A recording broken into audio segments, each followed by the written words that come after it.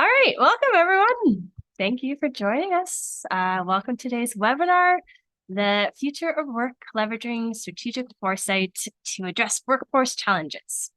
We are thrilled to have you all here with us today. My name is Alicia Hofer. I am the VP of Consulting at SHG Partners, where I specialize in leadership coaching, people strategy, and organization development, and I will be your moderator for today's session. So this webinar is designed for leaders like you, leaders who are focused on anticipating and navigating the trends shaping tomorrow's workforce. From demographic shifts to supply chain volatility, today's conversation will equip you with key insights and tools to enhance your strategic workforce planning. As we get started, we encourage you to engage throughout the session. Please use the chat to introduce yourself now, where you are joining us from. And as we go along, please also use the chat to share your insights and ask questions of the speakers. We'll have a time for Q&A at the end, so feel free to submit your questions as we go. The world of work is evolving rapidly. We are facing unprecedented challenges, from accelerated pace of change to increasing volatility in global markets. Leaders must stay ahead of these shifts to ensure resilience and success. As Amy Webb, CEO of Future Today Institute, wisely reminds us, the future doesn't simply arrive fully formed overnight, but emerges step by step. That's why it's crucial for professionals in workforce strategy and development to cultivate futuristic competencies, enabling us not just to anticipate change, but to evaluate its potential impact and proactively adapt. So in today's session, we'll explore critical workforce trends and their implications for the future, including the pace of change and how leaders can adapt to the evolving labor markets and emerging technologies. We're planning for volatility, strategies for building resilience and amid economic, geopolitical, supply chain disruptions, and demographic shifts into the 2030, with preparing for workforce transitions and addressing the skill gaps in the aging, evolving labor force. So by this end of the session, you'll walk away with actionable insights to strengthen your workforce planning strategies. So we have an incredible lineup of experts who will be sharing their perspectives and strategies with us today. Thank you for being here. Let's dive in and explore what the future of work holds. To begin, it is my absolute pleasure to introduce our first speaker, a true visionary in the field of workplace culture and innovation. Glen Guyton is not just a cultural futurist, but also a dynamic author and professional speaker who has dedicated his career to helping organizations thrive in an ever-evolving world. As the workforce continues to change, Glen brings powerful, forward-thinking strategies to the table, helping organizations foster a culture of innovation, reduce workplace stress, and elevate team performance. Through his engaging and empowering programs, he equips teams with tools and skills they need to unlock their full potential and drive lasting success. Thanks for joining us, Glen. Well, thank you so much, Alicia. Thank you for that introduction. And I'm so excited for all of the people that have joined us today and to have such great guests on this webinar. I'm excited. I've been working at this for a while. So it's good for this day to finally be here and also to see some of the attendees that I've worked with in the past. Thank you all for joining us for this discussion today, which I think is really important. I was just telling the panelists that things are changing so fast in our world, and we really have to be prepared for that as leaders. Well, Alicia, I don't know how nerdy you are, but I'm a big nerd. And I was watching this new Star Trek series that was on TV the other day, and this quote from that series stood out for me. It said, "The anvil of justice is planted firm, and fate, who makes the sword, does the forging in advance." And that really struck me as being relevant to what we are all facing in today's world as leaders. If I was going to kind of sum up what that quote means to me, it's basically that the consequences of our actions are always set in motion before we begin, right? Before we start. So the things that we're dealing with now were set in motion years ago. And part of our responsibility as leaders is to try to see what's going to happen down the road, right? Before it actually happens. We're not really planning for today, we're planning for tomorrow. That's powerful. You kind of that idea of foresight and scanning for those signals. I'm curious if you can explain why is that so critical for leaders to know and to see. Well, I think we're just faced with a number of challenges right now. No matter what industry you're in, things are changing so rapidly. Again, this goes across any industry. I mean, we have the political landscape is changing in unprecedented ways. We have new technology that's on the horizon. Um, we have changing in demographics with declining birth rates. We have immigration challenges. All of these things impact us no matter what industry we are in. We're going to have some type of impact. Um, we look at payment systems are changing. We have artificial intelligence which is revolutionizing our world. And then even thinking about payment systems, how we transfer money back and forth. Those things are changing, and each industry is going to be impacted. So we as leaders need to figure out which of these factors of change is going to impact us and how we're going to adapt. Um, Seth Godin is one of my favorite authors, and I think three things that he talks about that we need to pay attention to is awareness, strategy, and vision. And I think those things are really important, especially as you think about the field of strategic foresight. What information should we be paying attention to, and how do we get that information? Yeah, it's very powerful. It also gets me curious around the balance between this agility and structure and how people can create that. How would you see that as playing into the leadership skills necessary? Yeah, I think this is a hard one for many of us because we don't like change. But again, the world is changing at an ever increasing rate. So, how do we bring stability to organizations and have some kind of patterns which are predictable and necessary for us to be able to function as human beings, but at the same time, be ready when uncertainty happens? And I think the best advice I could give any leader, which is a little bit ironic, I think, in this day and age, is don't put all your eggs in one basket. At the same time, we understand there are no eggs, right? There are no eggs. We have the bird flu is killing egg population. We're having trouble with labor, right? So we can't get the eggs. If we had eggs, we couldn't get them. And so how if you're in the egg business and your job is putting all the eggs into one basket, you're still faced with some instability. And so we even think about how we do production now. We moved from local farms to these mega farms. And what happens is one of the risk factors is when we consolidate the supply chain, if you have one bird that gets the avian flu in a large factory, you have to destroy all of those birds. And so we've set ourselves up to not be able to respond to crises when it happens. So I think that egg analogy is pretty relevant. Everyone could probably relate to it because I don't know.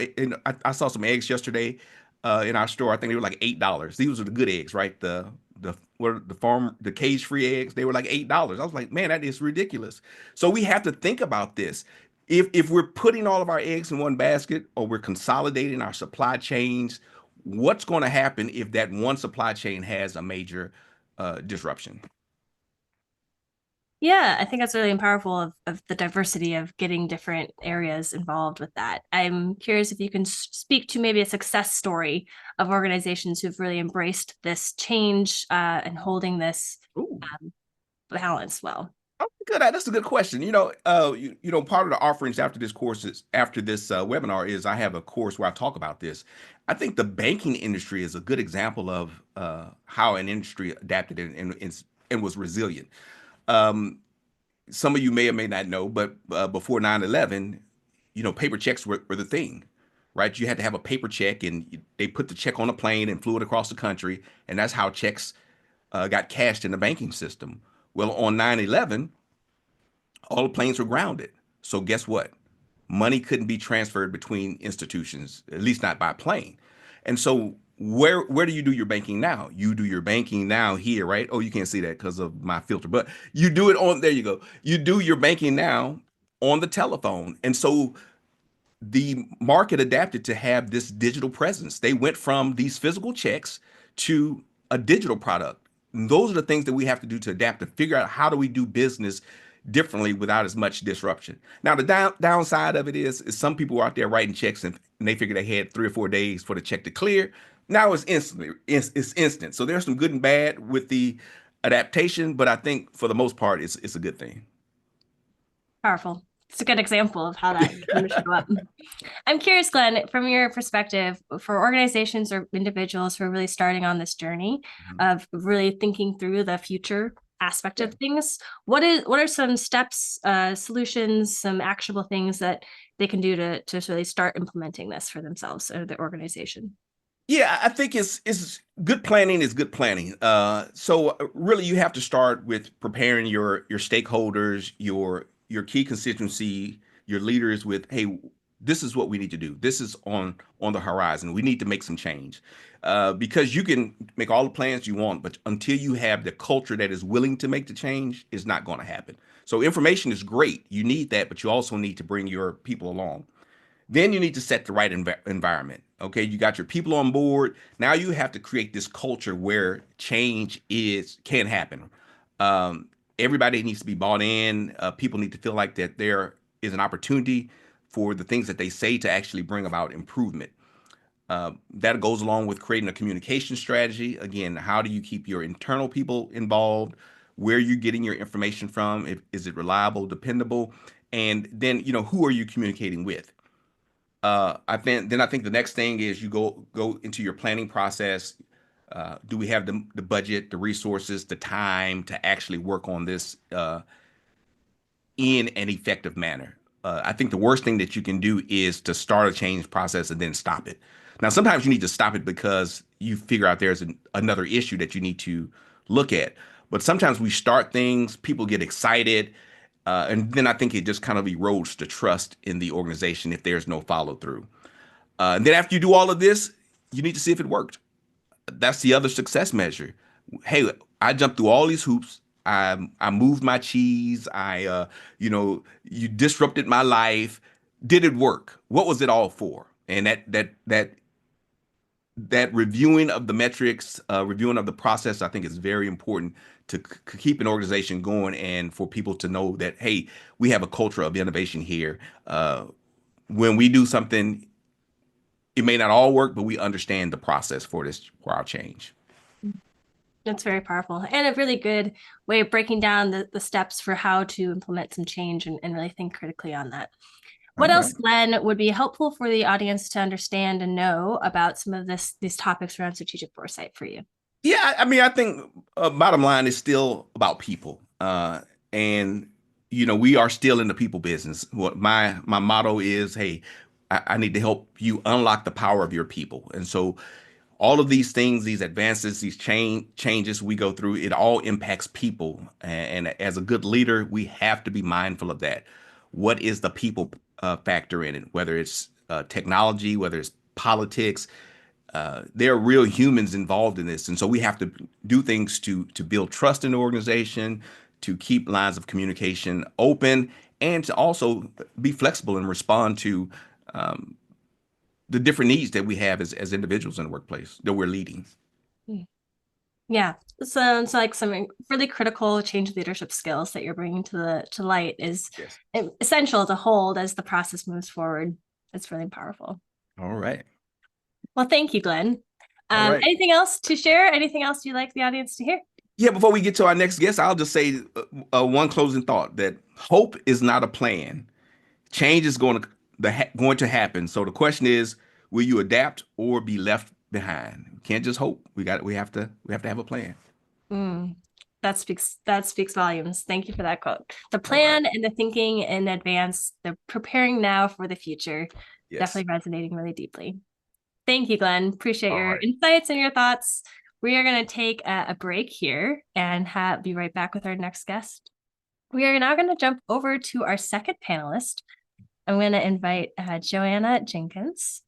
Dr. Joanna Jenkins is a dynamic thought leader and coach with over 20 years of experience in creativity, education, research, and strategic communications. Her workplace research equips leaders, teams, and organizations with the knowledge and skills to thrive in an evolving future of work. Combining expertise in intergenerational collaboration, convergence, and data-driven insights, in this webinar, Dr. Jenkins will explore practical approaches to elevate performance, deepen stakeholder insights, and strengthen relationships to aid in the creation of adaptable teams and leadership prepared to navigate the complexities of today's workplace. Thanks for joining us, Joanna. Thank you so much. I'm so excited to be here, and I am so excited that I get to share insights on critical trends that are shaping the workplace. Foremost, I get an opportunity to talk about convergence, which is one of my favorite topics. It is an invisible force comprised of the fusion and mutation of media, technology, and culture that is shaping and shifting every aspect of our lives on every level.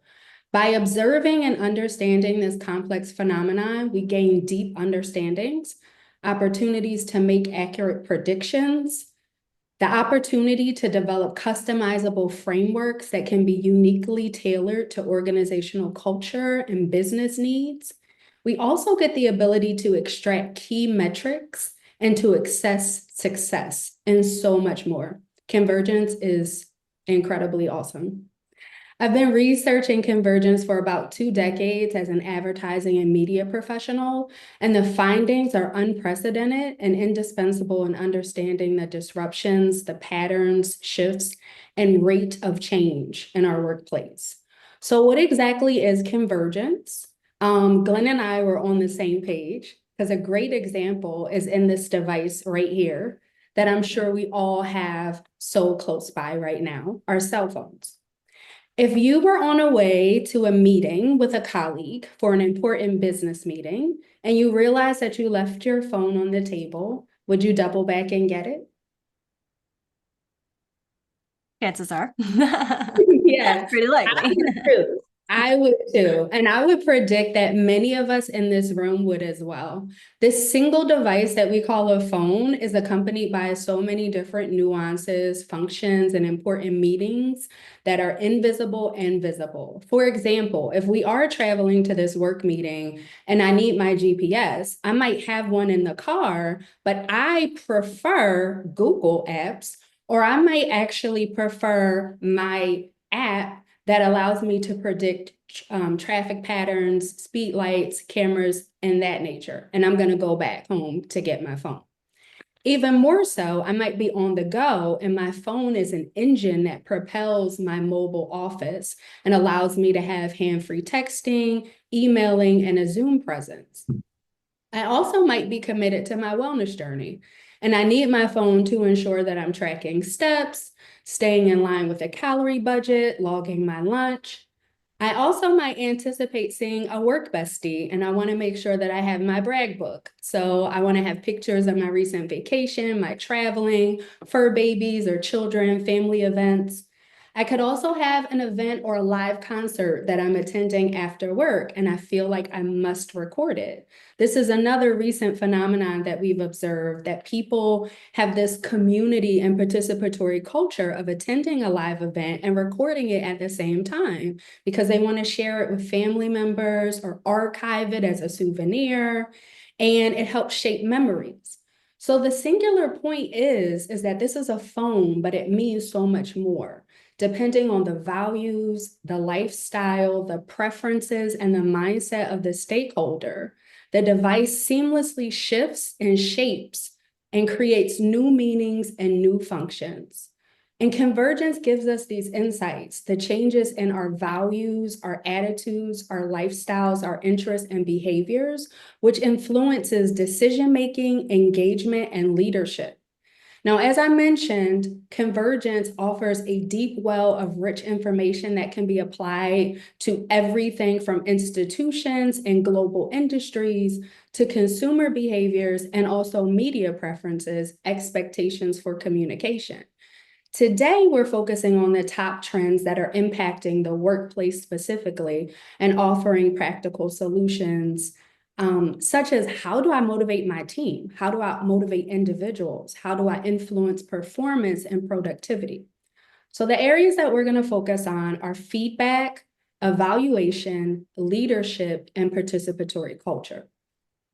Based on the research, interviews that I've conducted, feedback, from studies, there were quite a few areas, but these areas were prevalent and also very impactful. So regarding feedback, studies show that 72% of employees believe that feedback would improve their performance, but only 30% said that they think that they're getting adequate feedback. So understanding feedback and how it influences the future of work and the ability to adapt, to grow, to foster innovation, continuous learning, and innovation. So urging companies to look at how they are giving feedback, how people are receiving feedback, and how they can apply feedback. Also, the frequency of feedback, and understanding that that is shaped and shifted by people's preferences and their expectations. In many instances, people view feedback as how much their organization is engaged in their performance and their overall ability to stay at that company. Another area is evaluation. Research indicates that organizations with strong, clear performance evaluations will outperform their competitors. So take a look at your performance evaluations. Do people understand how they will be evaluated? A clear and evaluation process really contributes to driving long-term success, retention, and productivity. So a clear evaluation process is incredibly important. It saves companies tons of money on rollover costs. It influences succession planning and also quiet quitting, because again, people are perceiving evaluation, feedback as a level of investment from their employer. Also, look at perks. Perks are something that really drives engagement in the workplace. Praise, acknowledgement, and recognition is often parallel to compensation. So understanding what value exchange is among your internal and external stakeholders, and also the value of friendship and belonging in your workplace. That correlates with affinity, loyalty, and retention. So looking at the ways in which you are driving collaboration and the ways that competition is appropriate. So is there a sense of belonging? Is there a sense of friendship in your office?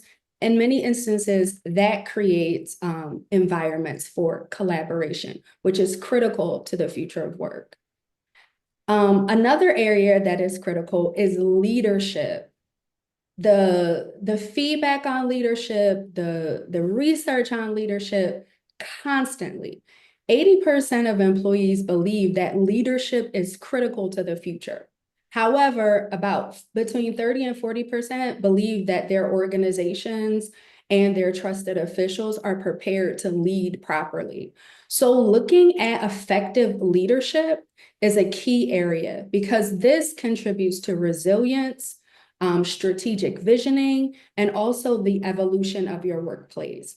Understanding people's values and what they expect, what it means to be a good leader. And that's heavily informed by communication strategies. Like, how often do we hear from leaders? What's the quality of their communication?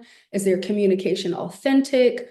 Is it grounded and anchored in the values that people appreciate and welcome? And this leads me to my last one, participatory culture, which is one of my favorites. It was also a close second to professional development and upskilling. That is ranked very high on the list. However, participatory culture really aligns with Convergence, because we see the impact of things like gaming, social media usage, attention, focus, things of that nature. So companies that embrace participatory culture see a 47% increase in engagement and a over 20% boost in productivity. So encouraging collaboration and shared decision-making really contributes to innovation. So it's also interesting opportunity to look at different meanings, perceptions, and definitions, because people say, like, in decision making, it could be an FYI, I'm going to let you know. It could mean you're involved in the decision. It could mean that I'm going to communicate the decision afterwards. So understanding the link between that and and just employee satisfaction, team member satisfaction, and your ability to respond and to accept change. Collaboration and group structure is also very important to check-ins. People we see have different, well, when I say people, I'm talking about teams, team members, employees, stakeholders, board members, all of the people within the business ecosystem, understanding check-in culture, frequency, length, and again, authenticity, how that impacts psychological safety, performance, productivity, and relationship building. And then lastly, of course, I'm going to tie it back to coaching. Coaching plays a vital role in the future of the workplace. It does not serve us to oversimplify complicated issues. It leads to inefficient and ineffective problem solving. And so coaching provides an opportunity to look at a complex issue, to identify an area, to commit, and to keep going. Coaching enhances individual growth, team collaboration, and problem solving. It also creates bridges between some of those unconscious behaviors, unlocking potential, and closes the gap from where we are to where we want to be. So studies also show that organizations with a strong coaching culture see higher employee engagement and also improved team performance. So in honor of participatory culture, I'm going to end with that, open it up to see if there are any questions or any feedback, anything that we want to explore further. But those are the areas, and it's really helpful in terms of how we are approaching the future of work, from our ability to innovate, foster resilience, and ensure long-term success. Alicia, if you don't mind if I jump in, thank you so Please much, Joanna. Hey, one of the things that, since we have talked about demographic shifts, and I think we touch on a few things with technology. We're having an older workforce that, we're living younger, we're working longer, and you mentioned perks. And I think that wellness has often been utilized as a perk in the workforce, but I think it's going to become more of a strategic initiative, a strategic advantage. If we think about how wellness is connected to productivity, people showing up, people being able to work and be at their peak, how we may incorporate technology to make sure we're tracking mental health, tracking burnout, or even developing programs that are more tailored to people. So I know you mentioned that perk language, but I think that we're gonna if we're gonna look future forward, we may think about some things as perks now that are really going to be essential for us to maintain a good, productive workforce in the future. Because I know my knees hurt already, and I'm just 55. I absolutely agree. And that's one of the reasons why I am such a proponent of using Convergence as an opportunity to understand that we have multiple experiences, different levels of normalcy and expectation. And to your point, what some people see as a perk, some people see as essential. Some people see like this is anchored in my values and this is non-negotiable. So understanding that within your team members and how to, comprise a team, how to motivate a team, how to make sure that you're keeping your top talent, critical. With your internal stakeholders as well as your external stakeholders. The same thing with offerings that you may have for your consumers. That's really powerful, Joanna. Thanks. And thank you, Glenn, for the question. And I invite any other questions into the chat if there are others out there. Joanna, I wonder if you could continue to speak a little more on your convergence topic and just think through as you could offer some insight around other untapped opportunities for organizations to really stay innovative and competitive, with especially in some of those key areas you were mentioning too. Yeah, absolutely. Touching on the intergenerational collaboration, which is a big contributing factor that, was raised in the chat, as well as the previous discussion, that we are in a workplace now that has 5 generational cohorts. And what we see that is so interesting is that previous generations were comprised of 20 years. right? Now we see this is rapidly collapsing where generations are 10 years, sometimes 5 years, and we might be expecting that they would collapse even further. So what that really lets us know, especially in accordance with the media preferences, is that we're really functioning in this both and space, right? That our media is incredibly customized, it's polarized, but at the same time is highly participatory and community driven. So it's like, I want this and I want this, or this is normal to me because literally this is everything that I'm seeing. Like my world is shaped by an algorithm that is customized to my preferences.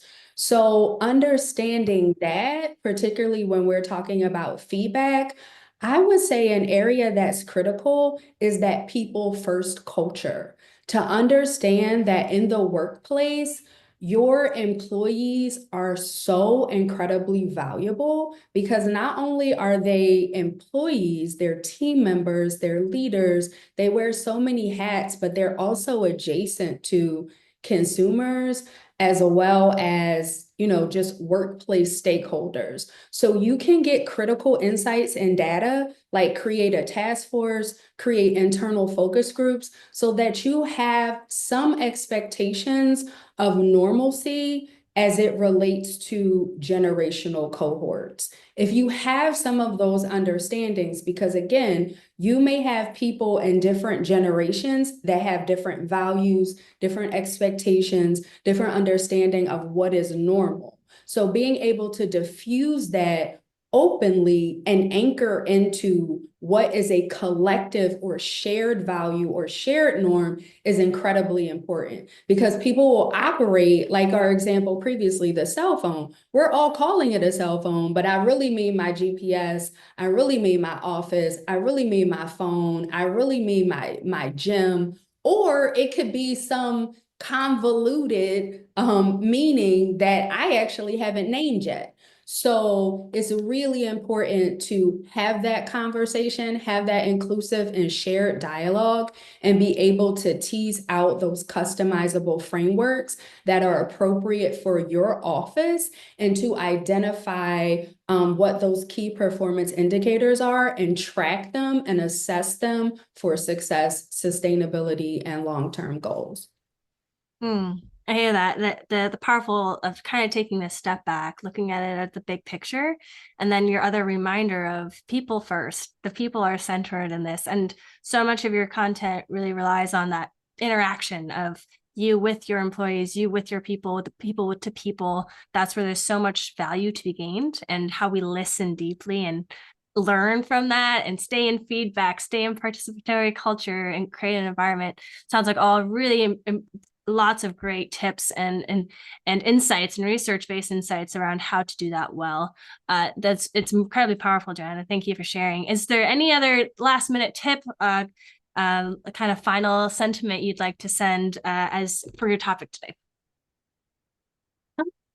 I think just really understanding the space of the spectrum, right? That we have multiple experiences going on at the same time and creating those inclusive spaces where we can leverage those strengths and transform them into business success and insights.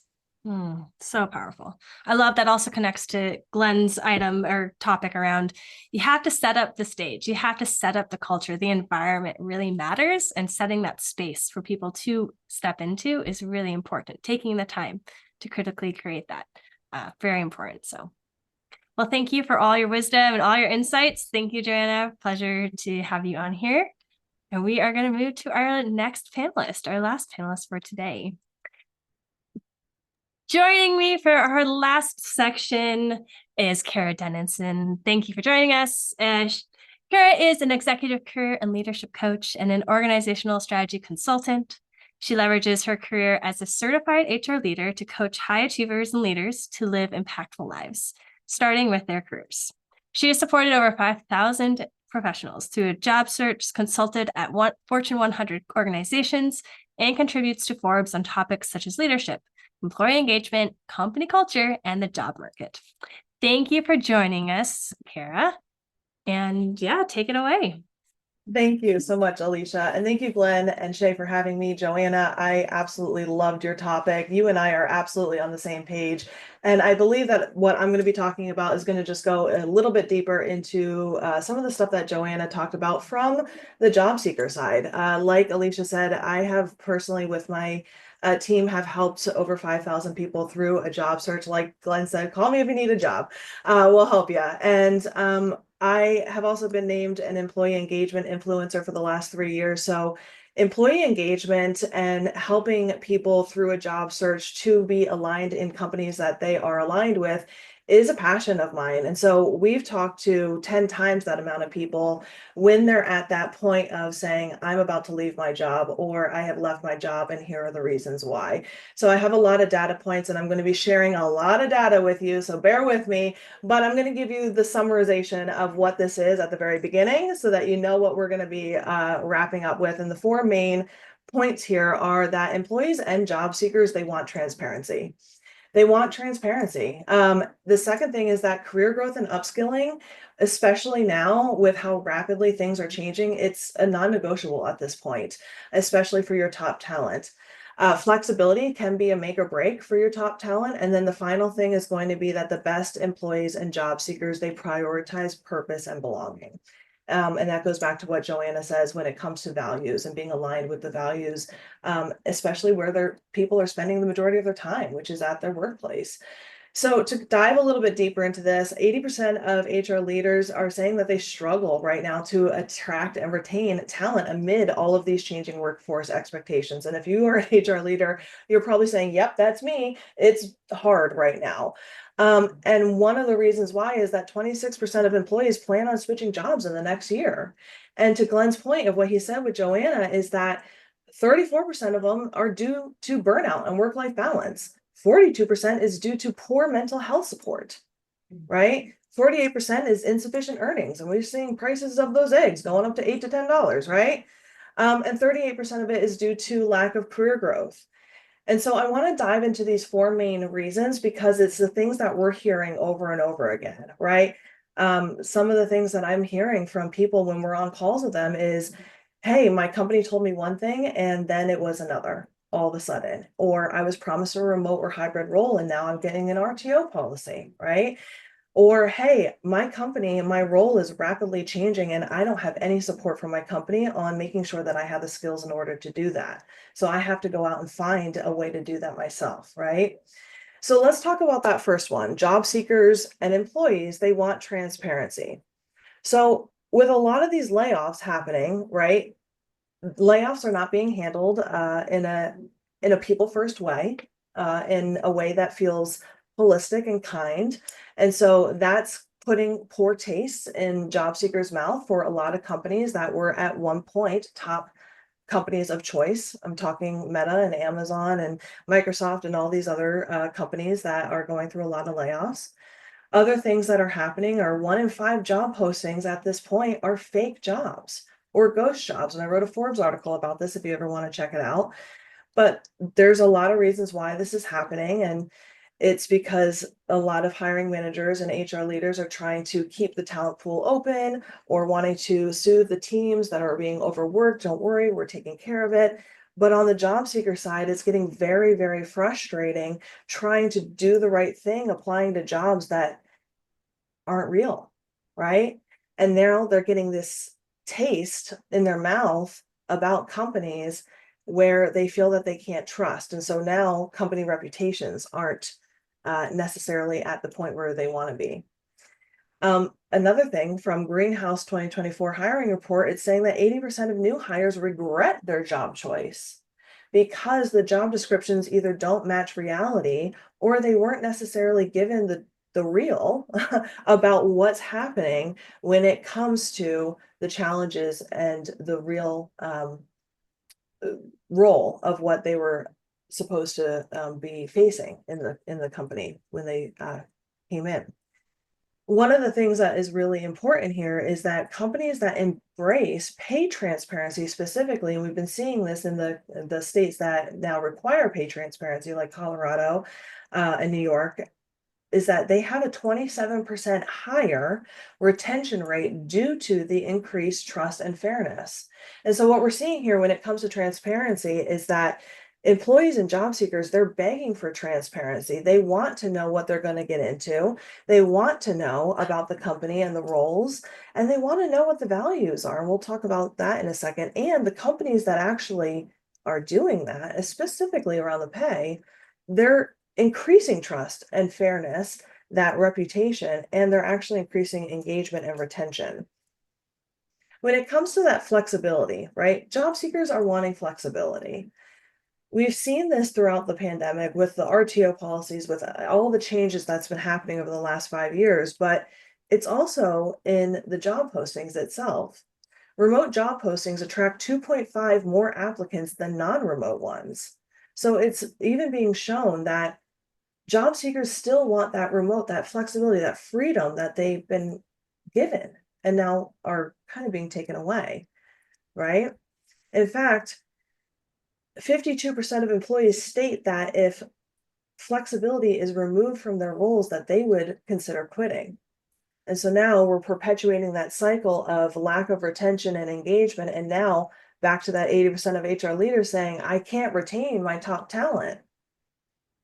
So many job seekers are also open to accepting slightly lower compensation in exchange for remote or hybrid roles, which allows organizations to attract and hire higher caliber candidates when they offer some of these perks, right? As Joanna talked about, when it comes to flexible or hybrid work options. And when they get to really rigid RTO policies or in-office policies, it, in fact, will start losing some of those top candidates. Let's talk about upskilling. Now, one of the biggest things that we haven't talked about yet is AI and automation. And this is something that, to Glen's point, we can't just hope, right?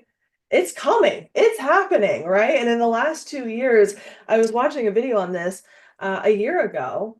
People were saying, oh, there's no way that it would create a video. AI could create a video as good as what the movies used to be. And now, from my phone, to Joanna's point, I can create a video in an AI app that looks just as good as what, Marvel movies were creating years ago and having to spend millions of dollars on. It's wild how fast it is evolving, right? And kind of a little bit scary, in my opinion, but it is what it is, right? But one of the things when it comes to employees and job seekers is that employees first who feel stagnant in their role, who aren't growing, they're 2.5 times more likely to leave their roles. Additionally, this felt kind of cool to me. AI, according to the World Economic Forum, this year actually, said that AI could eliminate 85 million jobs. That's scary, but AI could also create 97 million more roles. So it could eliminate 85 million, but it could create 95 million. So what is that telling us? It's telling us that this requires upskilling. This requires reskilling. It requires us to rethink about the roles that we have and how we can leverage AI and retain the employees that we have by providing career growth paths, by leveraging AI and reskilling the employees that we have in order to create career pathing, engagement, and retention, and leverage and stay ahead of the game with the tools that are going to be coming, whether we like it or not, right? PwC had a report that came out last year that said 41% of job seekers say that their biggest challenge is that they lack the necessary skills for evolving job roles. This is a big problem, right? It's why a lot of job seekers that we talk to, a lot of studies say that employees are looking to leave is because they don't feel like they're growing. They don't feel like their companies are investing in their growth. And then job seekers feel at a loss because they don't have the skills. There's a gap. So there's an opportunity. Whenever there's a gap, there's an opportunity, right? There's an opportunity for us as leaders in organizations to create programs to upskill our current talent. It's going to save money. It's going to save employees, and it's going to put us at the forefront. The World Economic Forum also estimates that 50% of employees will need reskilling by the end of 2025 to adapt to AI and automation. So this is not by 2030. This is by the end of this year. So to Glen's point, creating a plan at the beginning of this year for the end of this year. The final thing is the values, right? Employees want to work for companies that value them, that align with their values, and it goes back to DEI. 20% of US companies last year reduced their DEI budgets. And they did it because they felt pressure by what's going on in the current administration, right? Yet companies with diverse leadership outperform financially than those who don't, with 36% higher profitability. In fact, companies that have 35% or more women in leadership outperform those with less than 25% women. Companies with strong DEI initiatives see 5 times higher employee engagement than those without. Job seekers are choosing companies that align with their values, especially when it comes to millennials and Gen Z, who collectively at this point make up 40% of the workforce. So what are our takeaways right now? I threw a lot of numbers at you, and it's a good thing that this is recorded because you're going to get the recording. But when it comes to building a resilient workforce, retaining top talent, and hiring top talent, it really helps to zoom out and look at the big picture. Our world and the workforce, it's rapidly changing, and our employees and future employees are feeling the stress and they don't want to be left behind. The organizations that are able to switch from a reactive mindset to a proactive mindset are the ones that are going to be able to capitalize on this momentum and thrive by adapting and preparing. And this really starts at the first introduction of the company from the job seeker's point of view. So when it comes to hiring, eliminating the use of ghost job postings, implementing realistic job descriptions, salary transparency, and training of hiring managers on realistic hiring is going to be critical. Additionally, making it clear through the hiring process what the company culture is like, what the organization values are, what their DEI initiatives are, and eliminating unnecessary hiring steps like those huge business cases or work without pay, right? Will absolutely help potential new hires build trust while ensuring they're aligning to your organization's missions, visions, and goals. This, again, includes DEI initiatives and programs because it's been proven time and again that companies that champion diversity and equity and inclusion outperform in innovation, financially, and employee engagement. In my opinion, employees are the lifeblood of the organization, and they want to know that they're valued, especially when it comes to the younger generations. When it comes to investing in your employees, organizations that have hybrid work options see a 25% increase in productivity. Job seekers prioritize work-life balance as much as a salary and focusing on results-based performance with great evaluation and feedback loops per Joanna. They prioritizing that over rigid in-office policies can really attract and retain top talent. Having upskilling programs, AI training, career pathing is not only going to expand your retention, but it allows for more innovation, cross-collaboration, and engagement. And overall, there's a lot of fear. It just is what it is. Change is fear sometimes, especially with layoffs and the rise of AI. But there's an old mindset. And I just talked to someone about how there's this old mindset from sometimes it just gets passed down, right? That if we train our employees and we provide growth opportunities and flexibilities, they might leave or take advantage. But I've actually found that the opposite is true. That when we invest in our employees, they're more likely to stay.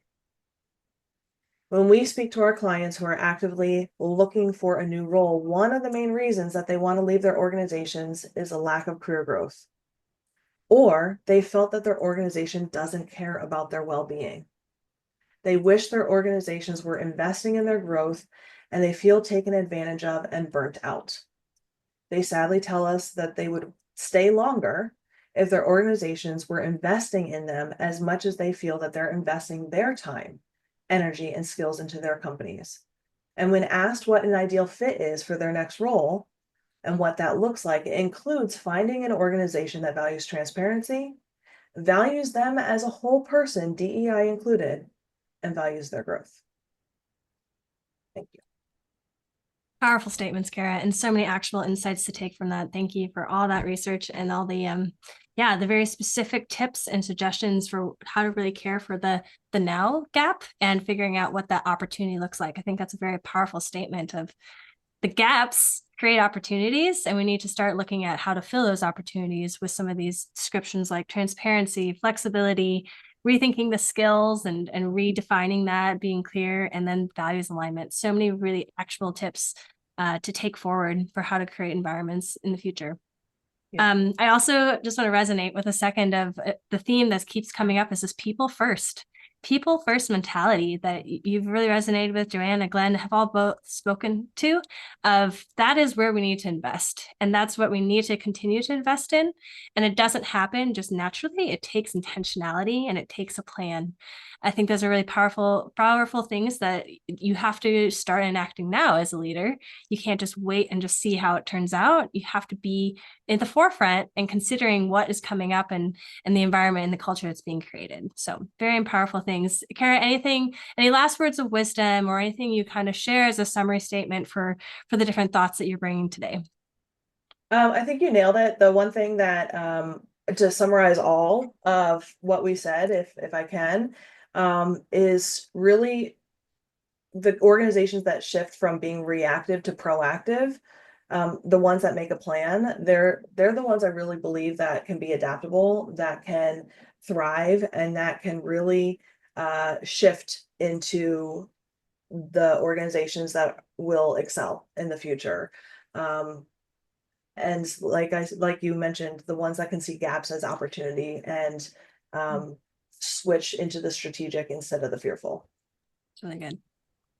Thank you so much for your insights, Kara. Absolutely a pleasure. I'm going to invite Glenn back on and we'll take a minute to kind of wrap up. And thank you all you panelists for all your beautiful wisdom and your insight you shared today and all these different ways to really look forward. I think you nailed it really well, the reactive to proactive and what that can really do if you have this people first culture and creating that space. So thank you all for sharing. Yeah, thank you all so much. You all did an excellent job. And I think we touched on so many good things. I think we could do an hour-long webinar on each of the different topics. And yeah, people first, unlock the power of your people. That's really what I'm about. And just glad that resonated with Kara and Joanna. I wish we had more time to talk about AI. I do have that as a part of the course that I'm offering after this to talk about human-centric technology integration. So how do you do that? Because, AI is a tool. It's not a takeover. And Kara, thank you for the data on that. Technology is something it can be good. And if you look at the course, I even talk about Star Trek in there because I like Star Trek. So many different good analogies to that. What else did you say? You said something else that was really good about the upskilling. One question I had, I don't know if we can just get this in. When does upskilling become too much? Like, when are we trying to dump too much information in people's heads? That's one question I would ask Kara. Yeah, I think upskilling is really great when there's a purpose behind it, right? So yeah. When you are when there's career pathing combined with upskilling, that's when there's like magic behind it, right? When you're just dumping training programs just for the, shits and giggles, like, can I say that? Then it's not going to be impactful, right? But if you have someone who has a core set of skills and they want to go from here to there and they're just missing that gap and there's an opportunity, then that's when upskilling is really impactful. Yeah. Well, thank you all so much. And Convergence, really smart people on this webinar. To follow up, I'll send you all some information with some other opportunities, but also make sure that I include Kara and Joanna's information. They are a wonderful resource. And Alicia, thank you all so much. Thank you for everyone that showed up and participated in this webinar.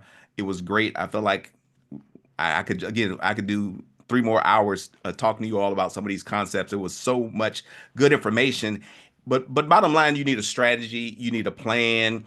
We can have information, which is great. We need information, especially as we look toward the future. We need different sources of information, but you have to put it all together in a way that people can receive it. So I would just encourage you to take advantage of some of the resources that I'll have available after this session, and also to connect with any of us following this webinar. But thank you all so much. Alicia, any closing sentiments? Yeah, no, closing thoughts would just be thank you all for attending. Thank you all for being here. And I think one piece that really resonates is that a lot of this is just future thinking, and how do we continue to plan now for the future?